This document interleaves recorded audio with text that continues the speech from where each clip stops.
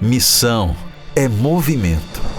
E aqui, no sul do Pará, onde o sol nasce sobre o Tocantins e o vento sopra entre as serras, a fé se ergue entre lavouras, rios e cidades em crescimento. Da usina de Tucuruí à Serra Pelada, de Marabá à Redenção, cada comunidade tem histórias de fé que se entrelaçam como rios que correm para o mesmo mar, o da missão. Na Associação Sul do Pará, cada passo dado é uma resposta ao chamado de Deus. Aqui, a missão tem pés que vão, joelhos que oram e mãos que servem.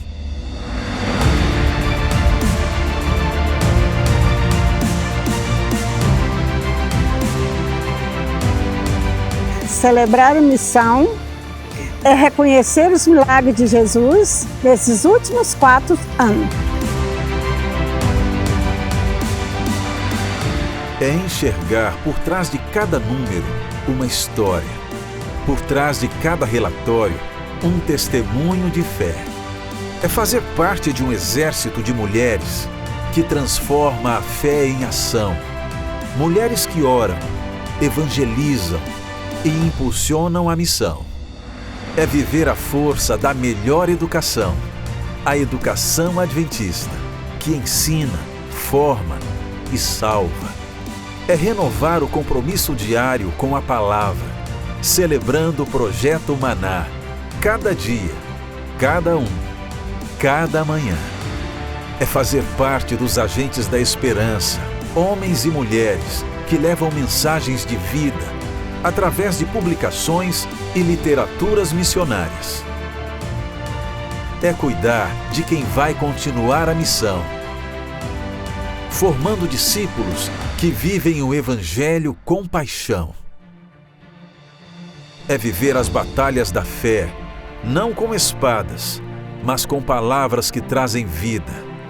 Quando a igreja caminha unida, a fidelidade dos irmãos se torna exemplo. Porque onde há um discípulo disposto a ir, o céu se move em missão. Celebrar é reconhecer, capacitar, instruir e acolher. Por isso, nossos mais de 83 pastores são pastoreados para cuidarem e guiarem o grande rebanho da ASPA. Porque missão não é um ponto de chegada, é um caminho contínuo, constante. Cada número ou dado tem um rosto, tem um nome. E entre tantos rostos, há histórias que resumem tudo o que somos. Uma igreja viva, que se move, que alcança, que transforma. Meu pai é José Manuel Pinto, o nome dele, conhecido por irmão Zezinho Adventista. Meu pai, quando ele teve um contato com a Bíblia, ele adquiriu a Bíblia, ele ainda era jovem. Na época, a família dele, eles era bem católico, a minha avó católica mesmo. E um dia, a minha avó quis impedir ele de estudar a Bíblia. E ali ele ficou contrariado, mas papai não desistiu. Quando ele conheceu a mensagem adventista, foi através de um amigo. Aí essa pessoa falou para ele: Zezinho, eu agora conheci uma igreja, e essa igreja é diferente da nossa. E ali, esse amigo do meu pai, ele era vendedor ambulante. Ele vendia, na época, para o meu pai, que meu pai era fumador. Ele vendia aqueles fumos de rolo. Eles vinham o pacote, sabe? E ali, aí um dia chegou e falou assim: meu amigo, é o seguinte, eu vim aqui hoje não para te vender mais, só para acertar com você, e eu agora não vou mais te vender. Ele falou: mas por quê? Não, eu conheci uma igreja e eu vou ser membro dessa igreja e não vou mais te vender esse produto. Aí o papai foi, aí chamou teve curiosidade e perguntou, mas que igreja é essa? Aí ele falou, aí foi e falou a respeito da mensagem adventista. Ele falou assim, ó, essa mensagem é justamente a que eu lia na Bíblia. Eu estava procurando uma igreja que falava a respeito disso aqui, então a igreja sua é essa, eu quero conhecer essa igreja.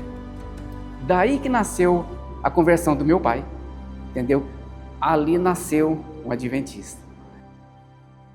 Assim, o que mais lembro assim, do meu pai é que meu pai não tinha preguiça de falar de Deus para ninguém, não tinha cansaço, não tinha nada que atrapalhava. Ele trabalhava o dia todinho na roça e mesmo assim ele chegava tarde e ele saía com a bolsinha dele para dar estudo bíblico. Então assim, o zelo que ele tinha pela igreja. A igreja sempre foi prioridade para ele, meu pai. Então assim, ele sempre falava que o conhecimento que Deus deu para ele tinha que passar para as pessoas. Porque ele não queria ser cobrado quando Jesus voltasse, se caso uma dessas pessoas não se salvasse. Então assim, o que mais me lembra do meu pai era a dedicação que ele tinha e o zelo que ele tinha pela casa de Deus, assim, pela pregação do evangelho, era muito bonito. A cada projeto, a cada nova igreja, a cada vida transformada, Deus está nos chamando a seguir em frente. Seguimos plantando sementes de fé, que florescerão no legado de um povo comprometido com Deus.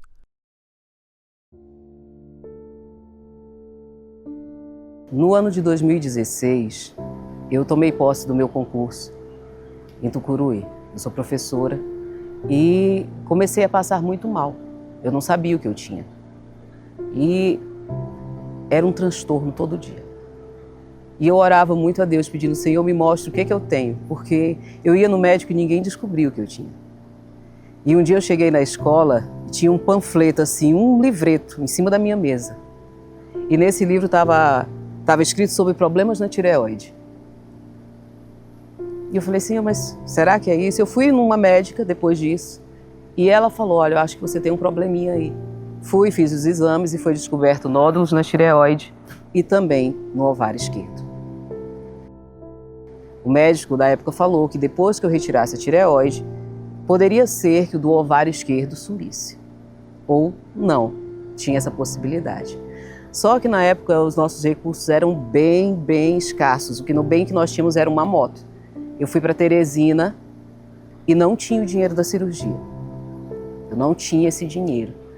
E eu me consultei, o médico falou, precisa operar, você precisa tirar a tireoide por causa dos nódulos. E ele falou, vamos marcar a cirurgia. Eu marquei, mesmo sem dinheiro. Eu marquei porque eu pensei, né, que se o médico mandou marcar e o Senhor me trouxe até aqui, ele vai mandar. E realmente ele mandou. Ele mandou alguém que comprou a moto e pagou no mesmo dia da cirurgia e o dinheiro foi depositado na conta. Aí passou um tempo e eu pensei que o problema do ovário teria sumido devido, né, ter tirado já a tireoide, já teria estabilizado. Mas 2 anos depois começou a doer muito. E era uma dor muito intensa. Nesse mesmo período, o meu esposo, ele recebeu a proposta do pastor Marlon Passinho, que era o pastor atuante aqui na época, de vir tomar de conta desse grupo de pessoas que estavam aqui. Aqui não havia congregação, né? E congregavam no início no centro comunitário, e depois o pastor falou, não, eu comprei um terreno lá, logo assim que ele saiu e foi para outro distrito. E era essa casinha aqui de madeira que não tinha cobertura, né? Não tinha telha, e a gente foi trabalhando, cobrimos, e eu vi que era inviável. Não tinha como construir uma igreja nesse terreno tão pequeno. E também não tinha outro lugar para comprar. Só tinha a casa da vizinha do lado. E eu sofrendo com aquelas dores e tudo mais, e eu fiz um voto com Deus. Falei assim, Senhor, se o Senhor me der aquele terreno lá do lado para me comprar, o dinheiro que eu estou juntando para minha cirurgia, eu vou comprar esse terreno para a igreja. E um dia eu estava aqui, a gente estava guardando tijolos, mexendo aqui na igreja, limpando, organizando as coisinhas. E a moça que morava aqui do lado, ela chegou aqui dentro da igreja e eu virei para ela e falei assim, Ei, tu não quer me vender a tua casa, não? Teu terreno? E ela falou assim, vendo sim. Aí eu comprei um terreno ali mais na frente para ela, dei o dinheiro para ela colocar para lá, meu marido chegou e falou assim, tu já comprou o terreno do lado da igreja? Eu falei, comprei. Aí ele falou assim, mas nem apareceu ainda a tua cirurgia, não tem cirurgia ainda, como é que tu já gastou o teu dinheiro e comprou o terreno da igreja? Eu falei, mas é porque se Deus mandou a moça vender para mim o terreno, é porque ele já encaminhou tudo, eu tenho certeza disso que ele encaminhou. Que ele já providenciou o que ele tinha para providenciar. E uma semana depois alguém me ligou. Alguém que eu não conhecia, que eu não tinha contato, era uma pessoa influente lá na cidade de Tucuruí, e falou assim, olha, eu soube do teu caso. Eu soube que tu está sofrendo com muitas dores, dores intensas. E eu queria te falar que eu vou cuidar de você. E você vai se operar. E eu só vou te largar quando você já estiver operada. Me levou na médica, ela me tratou muitíssimo bem. E falou assim, que dia você quer se operar? Aí eu pensei, vou me operar perto das férias escolares, né, para não interferir no meu trabalho.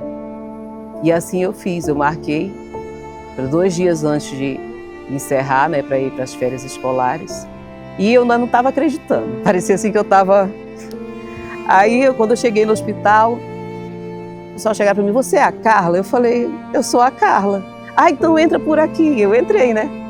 Chegou lá dentro a enfermeira que foi me preparar para a cirurgia, falou, você é a Carla? Eu falei, eu sou a Carla. Ah, que legal, não sei o quê, você está aqui, você foi muito bem, muito recomendada. Aí eu fui para a sala de cirurgia, chegando lá, não, nós vamos operar primeiro a Carla. Aí eu entrei na sala, o anestesista chegou para mim e falou assim, você é a Carla? O anestesista, né, chegou e falou, sou a Carla. Ele falou, você foi muito recomendada. Durante toda a minha infância, eu tive uma infância muito difícil.